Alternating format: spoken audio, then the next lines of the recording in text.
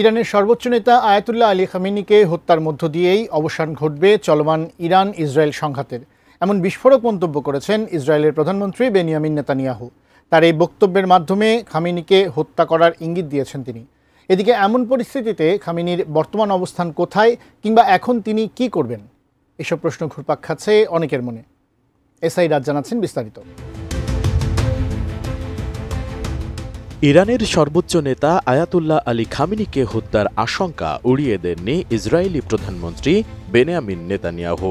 তিনি বলেছেন, Ayatollah Ali খামেনিকে হত্যা করা হলে সংঘাতের শেষ হবে ও পারমাণবিক যুদ্ধ এড়ানো যাবে। মার্কিন সংবাদ মাধ্যম এবিসি নিউজকে দেওয়া এক সাক্ষাৎকারে এসব কথা বলেছেন নেতানিয়াহু।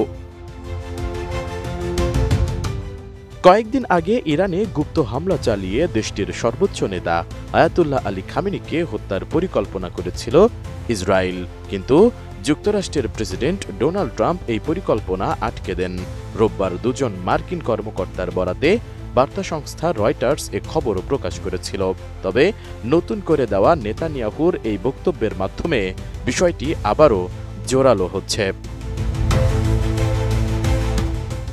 এসএমসি ওটসালাই এলো আরো উন্নত নতুন প্যাকে, জীবন বাঁচায়, জীবনকে এগিয়ে নিয়ে যায়। ওই সাক্ষাৎকারে নেতানিয়াহু আরও অভিযোগ করে বলেন, ইরান দীর্ঘদিন ধরে মধ্যপ্রাচ্য জুড়ে সন্ত্রাস ছড়াচ্ছে। ইরান চিরস্থায়ী যুদ্ধ চায় এবং ইসরায়েলে পরমাণু যুদ্ধের কিনারায় নিয়ে এসেছে। ইসরায়েল এই আগ্রাসন ঠেকাচ্ছে এবং এটা ঠেকানো হলে অশুভ শক্তির বিরুদ্ধে দাঁড়াতেই হবে। নেতানিয়াহু ট্রাম্পের আমেরিকা ফার্স্ট নীতির সমর্থকদের বলেন, আমরা শুধু আমাদের শত্রুর বিরুদ্ধে নয়, আপনাদের শত্রুর বিরুদ্ধেও লড়ছি। তারা ইসরায়েল ধ্বংস হোক, আমেরিকা ধ্বংস হোক স্লোগান দেয়। আমরা তো কেবল তাদের পথে রয়েছে।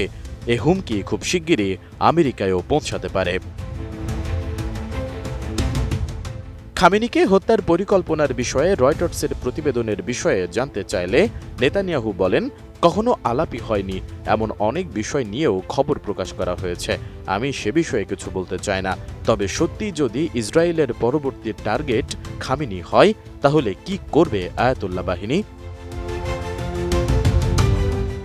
এর আগে গত 13 জুন ভোররাতে ইরানে হামলা চালিয়ে দেশটির সেনাপ্রধান, অভিজাত ইসলামিক রেভলিউশনারি গার্ড কোরের প্রধান সহ অন্তত 20 জন ঊর্ধ্বতন সামরিক কর্মকর্তাকে হত্যা করে ইসরায়েল। সেদিন হামলায় খামেনির একজন উপদেষ্টাও নিহত হন। এসআই রাজ, ডেস্ক রিপোর্ট, এটিএন নিউজ।